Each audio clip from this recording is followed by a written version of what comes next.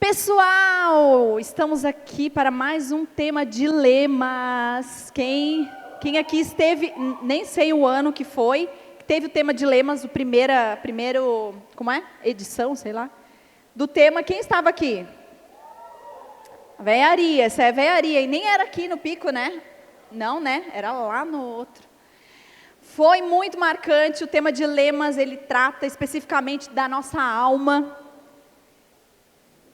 Ele trata do nosso coração, ele trata da importância disso. Da outra vez nós falamos sobre estupro, sobre luto. Teve algumas entrevistas bem fortes, na época a ODR estava em alta. E nós tivemos algumas entrevistas, se você quiser ver, vale muito a pena. Algumas coisas muito legais lá, dilemas, coloca lá dilemas, onda dura, você vai ver as entrevistas bem forte. E esse ano, não diferente, mas novo, né? Deus vai fazer como daquela vez, mas completamente novo. Essa é a nossa oração, porque o Senhor, Ele não atende só o teu espírito, ou só o teu corpo, ou só o teu físico, Ele atende também a sua alma. Ele valoriza o que você sente, por mais que muitas vezes você não valoriza o que você sente. Você passa por cima do que você sente, como se não fosse importante. Jesus te valoriza integralmente, amém? Baixe sua cabeça, feche seus olhos, vamos conversar com o Pai.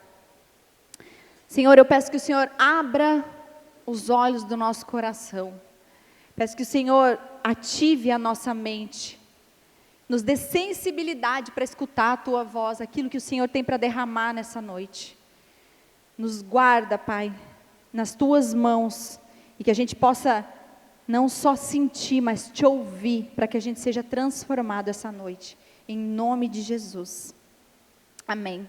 Abra sua Bíblia em Efésios capítulo 1, versículo 18, Efésios 1, 18, essa carta, Paulo escreveu para a igreja de Éfeso. E muito interessante porque você vai perceber a forma como ele escreve. Ele está fazendo declarações de oração para a igreja de Éfeso. Ele pegou uma porção de oração e orou de forma escrita para a igreja de Éfeso. E isso é importante entender porque muitas vezes nós, como cristãos, nós colocamos Deus numa caixa, Deus num formato, numa forma, e a gente diz, se não for assim, o Senhor não vai responder. Ou se eu não fizer dessa forma, com o joelho no chão, antes de dormir, a gente coloca Deus num formato, e a gente diz, é assim, pessoal, só assim, não tem como ser diferente. E às vezes você pensa, claro que não, né? Quando que eu pensei isso? Mas, por exemplo, a oração do Pai Nosso, muitas pessoas repetem ela muitas e muitas vezes, né? Usa da repetição como forma de convencimento, né? A Deus. Mas a oração do Pai Nosso, não sei se você sabe, mas curiosamente, ela na verdade é um mapa do tesouro, ela é um mapa para chegar em algum lugar. A oração do Pai Nosso é uma oração modelo, onde a gente lá consegue cobrir todas as áreas da nossa vida. Nós conseguimos nos portar a Deus como autoridade de Pai Nosso. Se você observar, você pode mudar completamente a oração do Pai Nosso aplicando na sua vida. Por quê? Porque ela é um modelo, não é uma forma. Se você não orar o Pai Nosso, Deus não vai te ouvir. E por que eu estou falando isso? Porque Paulo, aqui em Efésios 1, 18, que nós vamos ler, ele escreve uma oração. Quem é que gosta de escrever? Escreve agenda. Eu tenho pavor, não gosto, minha letra é horrível. Mas, por exemplo, a gente sabe que habitualmente oração é feita falando, né? Senhor, né, hoje, a gente faz uma oração assim, falando. Mas, por exemplo, eu, por experiência própria, tenho um marido em casa que não gosta de falar. Eu não sei, né, como que ele se relaciona com Deus, não fiquei perguntando, mas e se a pessoa não gosta de falar? Existem formas diferentes. O importante é, você precisa orar. Essa é a questão principal, porque é na oração que nossa fé é saciada. É na oração que nós alcançamos a Jesus. É no relacionamento. Amém?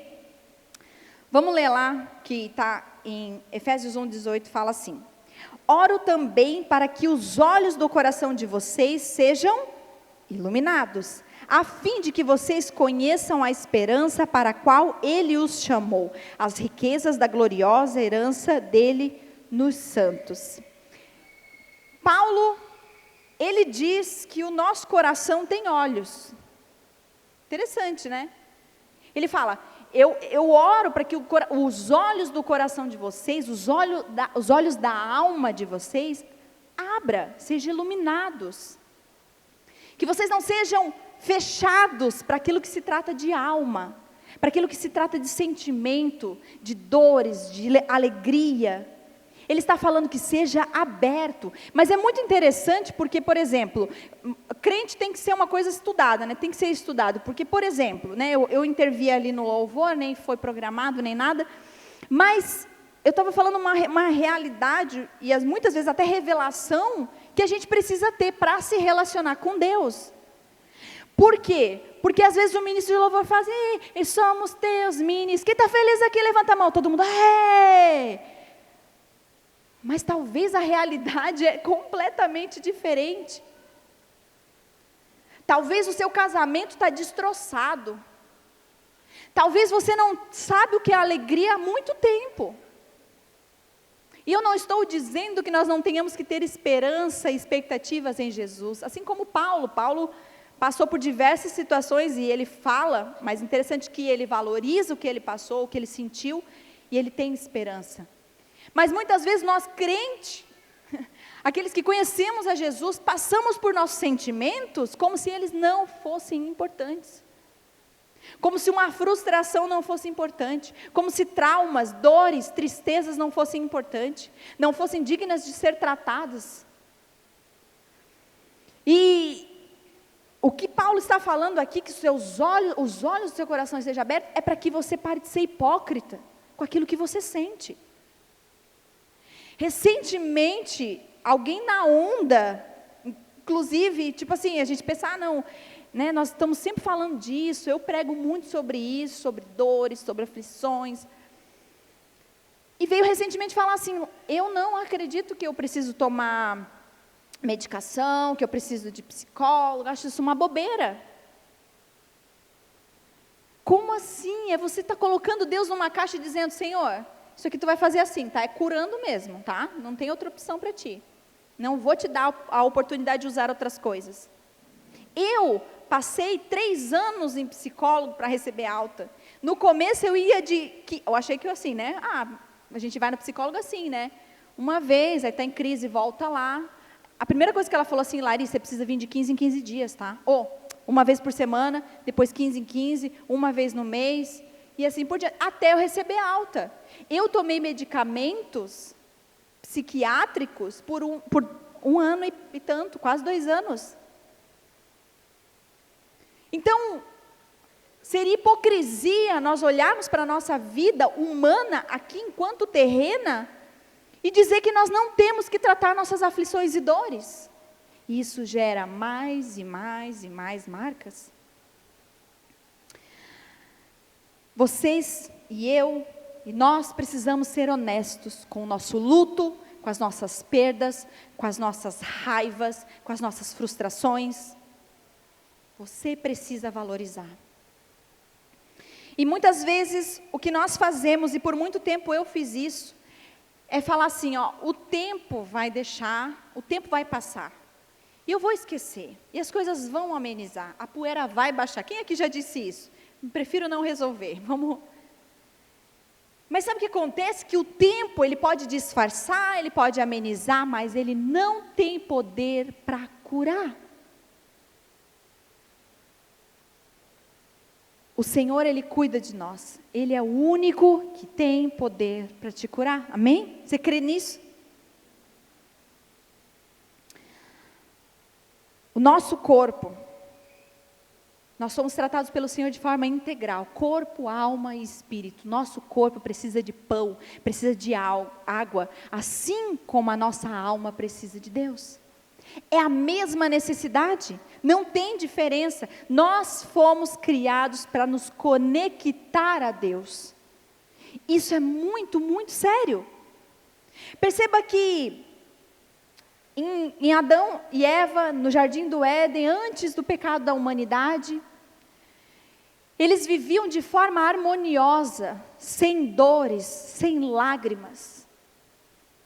Porque a humanidade não foi criada para sentir dores, para serem frustrados. Mas olha que interessante, qual era a diferença entre... Será que a dor é uma penalidade ou um castigo da parte de Deus? Olha só que interessante, a diferença de antes para depois é porque Adão e Eva estavam 100% conectados a Deus. Eles viviam em harmonia com Deus. Eles viviam enxertados em Deus. Porque essa é a fonte de alegria. A partir do momento em que eles foram desconectados de Deus, então as dores começaram a surgir. Perceba que existe uma narrativa em Apocalipse, que fala que com a vinda de Cristo, com a plenitude de Cristo, todas as nossas lágrimas serão enxugadas, amém? Sabe por quê? Porque nós estaremos na plenitude, nós estaremos novamente enxertados em Cristo. Esse é o segredo. Esse é o segredo da alegria. Aí você deve estar pensando, não, Lari, você não está entendendo. O meu contexto de vida, eu sou muito azarado. Eu fui sempre muito pobre, minha família era muito violenta, eu fui abusado, eu passei por isso, casei com a pessoa errada, tive filho na hora errada, sei lá o que você passou que talvez te gere uma angústia muito grande. Mas deixa eu te falar uma coisa, independente da tua história, ainda assim o Senhor tem poder para transformar a sua vida, amém? Creia nisso. Eu estava pensando, existe um filme, eu acho que é O Meu Passado Me Condena, ou Teu Passado Te Condena, Meu Passado Me Condena. Negócio assim, né? Me condena, né? O meu é meu e me condena. Ok. Mas eu fiquei pensando nisso. E deixa eu falar uma coisa, o teu passado, ele não precisa te condenar. Eu sei que o filme não trata disso. Mas o teu passado não te define, e não pode te definir. Ele não pode te definir. Não é porque você passou, teve uma trajetória de vida, e aqui eu não estou dizendo que foi fácil, mas isso não pode te definir, isso não pode ser o teu fim. A partir do momento em que você se conecta com Deus, você pode estar vivendo um caos, mas você está vivendo um caos em alegria, em satisfação. Eu já tive problemas na minha vida, em que eram simples de resolver, mas eu não estava conectada em Jesus, e eu era extremamente desesperada, irada, violenta, eu não sabia lidar com aquilo que eu estava vivendo, e eu passei recentemente por coisas terríveis, mas plenamente satisfeita. Nós tivemos um tempo na onda, graças a Deus, que mudou, graças a Deus, Deus veio a bonança. Nós somos muito perseguidos, eu e pastor Lipão, acho que eu já falei isso aqui algumas vezes. E nesse tempo eu estava enxertada em Jesus, eu já estava conectada em Jesus. E eu lembro que eu sentia muito medo, mas plenamente satisfeita. A única coisa que eu pensava era, glória a Deus. Que bom, é isso, está certo, estamos vivendo, vamos para a igreja, vamos fazer mais, esse é o caminho. Porque o segredo não é o que você substitui a tristeza.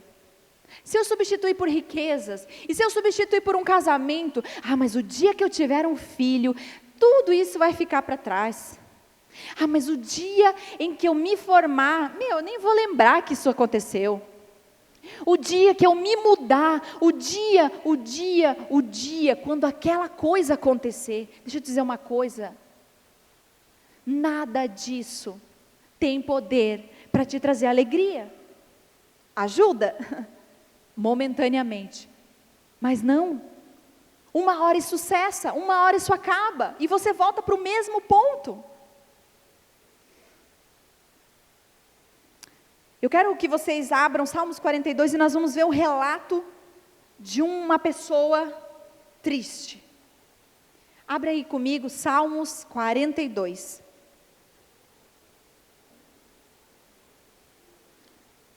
Eu gosto muito de Salmos, porque o Senhor fala comigo muito através das coisas que eu passo. Deus fala muito comigo através de dores, de angústias. O problema é que daí precisa estar sempre, né? Não, brincadeira, Deus o livre. Mas eu aprendo muito, e muitas pessoas são edificadas através das coisas que eu vivi.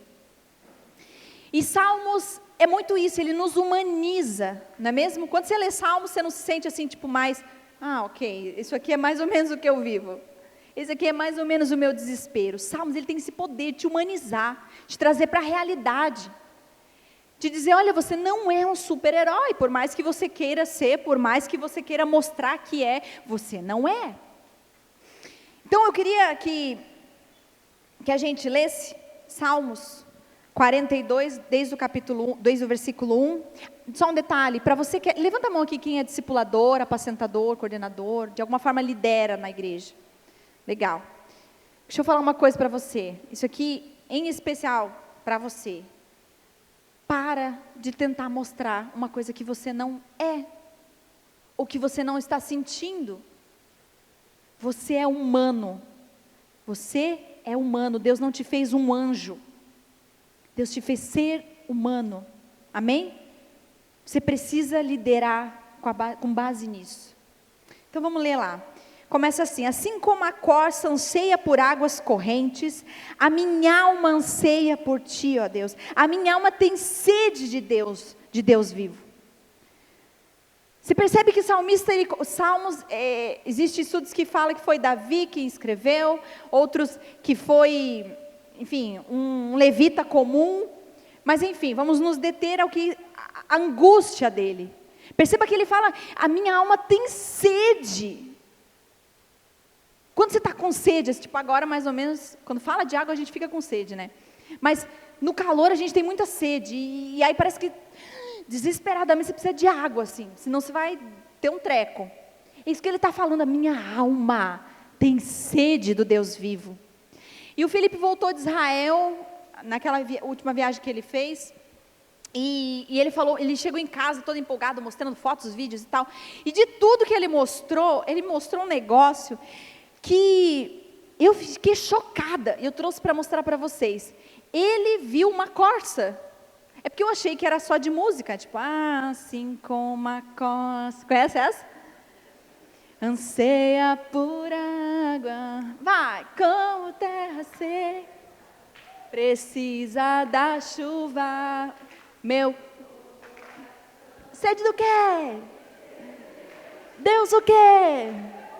E rei o quê? Brincadeira, sempre quis fazer isso. Obrigada, pessoal. Vini, é nóis. É desesperador. Quando o salmista coloca aqui que assim como a corça anseia por água, a minha alma anseia por ti, é disso aqui que ele está falando. É algo desesperador. E nós não podemos substituir. Porque não se trata porque Deus é bom, porque Deus entregou a vida dele por mim. Poxa, vou lá dar uma força na igreja. Não se trata disso, se trata de necessidade. O Senhor precisa curar a nossa alma por necessidade, de encontrar gotas. Nós vamos continuar. Quando, porém, poderei entrar para apresentar-me a Deus? Minhas lágrimas têm sido meu alimento de dia e de noite. Quem aqui já não passou tempos chorando e se alimentando das suas lágrimas? Parece que é só isso que a gente faz nesses momentos. Onde está o meu Deus? Me perguntam o tempo todo, onde está o seu Deus? Quando me lembro dessas coisas, choro angustiado, pois eu costumava ir com a multidão, conduzindo a procissão à casa de Deus, com cantos de alegria e de ação de graça entre multidão que festejava. O que estava acontecendo aqui é que o salmista, ele estava exilado de Jerusalém, e ele não podia chegar no lugar de habitação de Deus. Por isso que ele fala: poxa, quando que eu posso voltar? Eu me lembro que eu levava a multidão em procissão para aquele lugar de adoração. Quando eu posso voltar? Eu estou aqui me alimentando de lágrimas. Sabe, dentro da consciência judaica, a presença de Deus, ela estava contida num ambiente físico, num lugar, no Santo do Santo. Era lá. Se você não chegasse até lá, você não poderia ter adoração. Mas sabe o que é mais incrível? É que a causa dele, a causa do salmista, a causa da tristeza dele, é porque ele não poderia ter acesso ao relacionamento com Deus. E a coisa mais extraordinária que eu e você podemos sair daqui, é porque nos foi revelado no Novo Testamento que eu e você somos a habitação do Senhor. Amém? Eu e você, nós carregamos a habitação. Nós carregamos isso. Em Mateus 6 fala assim, busque o teu Pai em secreto, busque o teu Senhor em secreto. E sabe o que isso significa? Que não é óbvio. Não é óbvio, ele está falando sobre buscar a Deus. A corça alpinista, entendeu? É mais ou menos isso aí. Você tem que ir a lugares, buscar a Deus em lugares onde talvez você nunca buscou, mais profundo, mais além. Se até onde você foi não foi suficiente para ser tratado a sua alma, vai mais profundo. Mas existe um sabotador no nosso meio, pessoal. Existe um sabotador. Fala o teu nome aí. Fala o teu nome. Achamos o sabotador. Você se auto-sabota. Eu faço isso. Muitas vezes eu entro em desesperos profundos na minha vida, frustrações, tristezas, angústia, sem visão de futuro, não sei para onde eu vou. O que eu faço? Eu vou para o meu quarto, eu fico chorando, fico lamentando, murmurando, me desconecto das pessoas, porque agora eu não estou bem. Mas a palavra está falando exatamente isso, você está correndo ao contrário. Para de se sabotar. E ele falou ali, né? Minhas lágrimas têm sido meu alimento de dia e de noite. Deixa eu te falar uma coisa. Bem séria. Não transforme sua lágrima em alimento. Não faz bem à saúde. Para de fazer isso. Você não precisa disso. Jesus é o pão da vida. Jesus é a água da vida. Aprenda a se alimentar dele. Aprenda a buscar ele. E sabe, o diabo, ele é o pai da mentira. E na sua habilidade de mentir, ele traz diversas coisas à nossa consciência. E deixa eu te dizer algumas aqui, talvez você vai se identificar. A primeira delas é: Lari, eu estou muito sujo para buscar a Deus. Tu não faz ideia o que eu fiz. Você não sabe o que eu faço no meu secreto, quando eu estou sozinho. Você não sabe o que eu fiz. Mas deixa eu te falar uma coisa, nem altura, nem profundidade, nem nessa era, nem na que está por vir, é capaz de impedir o nosso relacionamento com Deus. É capaz de impedir, é capaz de separar do nosso amor, do amor de Deus. Para de cair em enganos. Deixa eu te falar outra, sou muito incrédulo, tenho muitas dúvidas. Deixa eu te trazer uma revelação aqui. Você precisa aprender a sanar suas dúvidas em Jesus. Não existe espírito cético suficiente que possa impedir o amor de Deus por você. Lari, eu já fui apacentadora, sabe? Teve um tempo, quando eu era mais novo, sabe, que eu lia tanto a Bíblia, sabe? Era tão legal, mas assim, nunca mais vai ser igual. Deixa eu te falar uma coisa, realmente, nunca mais vai ser igual. Nunca mais vai ser igual. Porque a palavra fala que é de fé em fé, de glória em glória. Vai ser muito melhor. Se você está disposto a buscar a Deus, nada, nenhum tempo, nenhum passado pode te impedir de conhecer mais do profundo amor de Deus e ser curado emocionalmente, ter suas tristezas curadas. Aí você me pergunta, tá, Lari, vamos lá, então por que aconteceu tal coisa comigo? Por que aconteceu isso aquele dia? Por que o Senhor deixou onde estava Deus? O salmista diz que os inimigos falavam isso para ele, perguntavam o tempo todo, onde está o seu Deus? Aí você deve estar falando para mim, tá lá, então me responde, onde ele estava? Deixa eu te falar uma coisa, eu não sei. Eu não sei. Mas eu tenho uma certeza, Ele é o único que pode te consolar.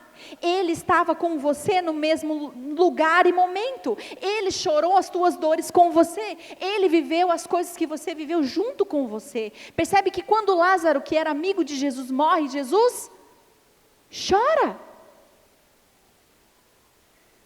Mas Jesus depois tem uma atitude. Jesus levanta Lázaro. Sabe o que isso significa? Que talvez ele chorou com você, mas ele pode te levantar. Ele pode transformar teu choro em riso. Ele pode transformar seu passado num presente totalmente transformado. Mas aquele que o buscar, aquele que se conectar.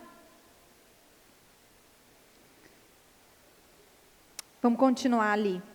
Por que você está assim tão triste, ó minha alma? Por que está assim tão perturbada dentro de mim? Põe a sua esperança em Deus, pois ainda o louvarei. Ele é o meu Senhor, meu Salvador e meu Deus. A minha alma está profundamente triste. Por isso de ti me lembro desde a terra do Jordão, das alturas do Hermon, desde o monte Mizar. Aqui é como se o salmista estivesse saindo dele, tipo assim... Como se ele estivesse olhando, não literalmente, obviamente, né? Mas como se ele estivesse olhando de fora para ele mesmo e falando assim, parou, cessou, por que tu está assim? Tu tem um amigo ou uma amiga que faz isso às vezes? Eu tenho. Quando eu começo de nhenhenhê, bibibi, Larissa, não, parou, peraí, vamos olhar aqui o que aconteceu, ó, não dá. E ele está fazendo exatamente isso. Ó minha alma, por que está tão abatido? Por que está perturbado dentro de mim? O que está te acontecendo? Sabe o que isso significa? A importância de que você tem que dar aquilo que você sente. Você precisa olhar para dentro de você, dar nomes às coisas que você tem passado e buscar no Senhor para que você seja curado e transformado. Você não pode lidar com isso passando por cima. Não, vamos embora, tem muito trabalho, tem coisa para viver. Uma hora isso vem à tona. Não ignore a sua dor, não ignore o seu choro, não ignore a sua luta, não ignore suas lágrimas, não ignore sua tristeza. Jesus não espera que você não chore, Ele espera que você confie nele. Esse é o segredo. Ele espera que você confie nele em meio à tristeza, em meio à dor, em meio às lutas. E ele continua, abismo chama abismo a rugir das tuas cachoeiras, todas as tuas ondas e vagalhões se abateram sobre mim. Conceda-me ao Senhor o seu fiel amor de dia, de noite, esteja comigo a sua canção. É a minha oração ao Deus que me dá vida. Direi a Deus, minha rocha, porque esqueceste de mim? Porque devo sair vagueando e pranteando, oprimido pelo inimigo? Ele começa, abismo chama outro abismo. Tristezas não resolvidas chama outras tristezas. Dores não resolvidas chama dores mais dores.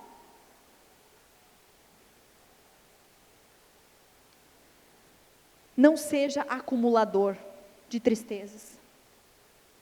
Porque as pessoas, eu tenho muitas Muitas coisas assim na minha mente, no meu coração de tristeza, e muitos aqui que são mais tempo na onda, podem sofrer junto isso comigo, de pessoas que eram líderes, que viviam uma vida fantástica aparentemente, com casamento, casaram na onda, sabe, viveram tantas coisas incríveis junto com a gente, e de repente se desconectaram da igreja, se desconectaram de Jesus, viraram completamente, porque não achavam que tristeza não era algo que deveria ser compreendido, tratado. Fomos saber de coisas lá na frente, de coisas que aconteceram, mas que foi passado por cima. Colocamos tudo a perder por causa de tristezas não resolvidas. Se você tem pessoas que você tem que resolver, coisas para resolver com pessoas, procure, se é teu pai, se é tua mãe, se é coisas que você tem que falar ao seu marido, se você tem pendências, você precisa resolver. E ele continua, até os meus ossos sofrem agonia mortal quando os meus adversários zombam de mim, perguntando-me o tempo todo, onde está o seu Deus? Por que você está assim tão triste, ó minha alma? Por que está assim tão perturbada dentro de mim? Ponha a minha esperança em Deus, pois assim o louvarei. Ele é o meu Senhor e o meu Deus. Já ouviram falar em dores psicossomáticas? Essas dores são quando você está em um estresse tão grande, em desesperos tão grandes, que o seu corpo começa a reagir. Não sei se alguém já sofreu isso, já aconteceu isso? Dores, desmaios, palpitações, isso é muito comum. Olha até onde ele chegou. Deus não te criou para sentir essas dores. As dores, elas vieram com a desconexão de Deus. Talvez hoje você está vivendo tristezas, angústias, desespero. Talvez hoje você está sentindo isso dentro de você. Um desespero, como se você tivesse a corça alpinista, grava essa corça. Procurando gotas desesperadas. Talvez o único segredo é porque você se desconectou de Deus. Há quanto tempo você não conversa com o Pai? Há quanto tempo você não gasta seu tempo ouvindo a voz de Deus? Buscando sem cessar, dia e noite. Esse é o segredo. Mas Jesus, esse Deus, que é capaz de te saciar as tuas emoções, Ele abriu um vivo e novo caminho para que eu e você nos conectássemos novamente. Sabe, uma das tristezas de ser pastor é o fato de você muitas vezes ter que resolver coisas pesadas. Eu já fiz velório, e eu já contei minha história de velório, né, gente? Se não fosse trágico, seria cômico, como foi tudo. Foi um susto, assim, eu nunca tinha feito velório, no fim eu era a única pessoa que podia fazer o velório. Enfim, uma história muito louca. Mas eu já participei de alguns velórios. Aqui na Onda nós tivemos algumas pessoas que faleceram. E um velório que me marcou muito foi o velório do João Felipe, que ele era um menino que servia na Onda e ele morreu eletrocutado. Quem conhecia o João Felipe? Algumas pessoas. Menino incrível, de Deus, um amigo, estava com a gente o tempo todo, foi um baque, um susto. E eu lembro que naquele dia, nós soubemos, e aí a gente, foi lá, e na época, a gente estava na época da cruz, carregando a cruz, aí, e toda uma história assim, tal, e a gente foi participar do velório, e eu lembro que, no meio do velório, a mãe dele falou assim, a família toda cristã, são, não sei mais, da comunidade Siloé, e eu lembro que no velório, me marcou muito, assim, eu fiquei, nossa, foi muito incrível, assim. Ela falou assim, pessoal, a música que o João Felipe mais gosta é essa, eu não lembro qual que era a música, mas era uma música de adoração a Deus. Era tipo, tu és bom, bom, bom. Imagina um velório cheio de gente cantando, tu tu és bom, bom, bom. E a galera gritava e todo mundo chorava e ria e se alegrava e gritava. E foi uma coisa tão marcante, tão emocionante. Por quê? Porque nós sabíamos que daqui a pouco o João Felipe, a gente ia se encontrar com ele. Existia esperança na dor. Obviamente uma família perdendo um ente querido, uma mãe perdendo um filho de 16 anos. Mas existia esperança, satisfação e alegria. E confiança no que Deus estava fazendo. E eu já fui em velório, pessoal, de gente desesperançosa. Você entra em desespero junto. Porque as pessoas não têm, tipo, acabou, entendeu? Acabou a vida. O que eu mais ouvia era, por que não fui junto? Por que eu não morri junto? Eu nunca mais vou ser feliz.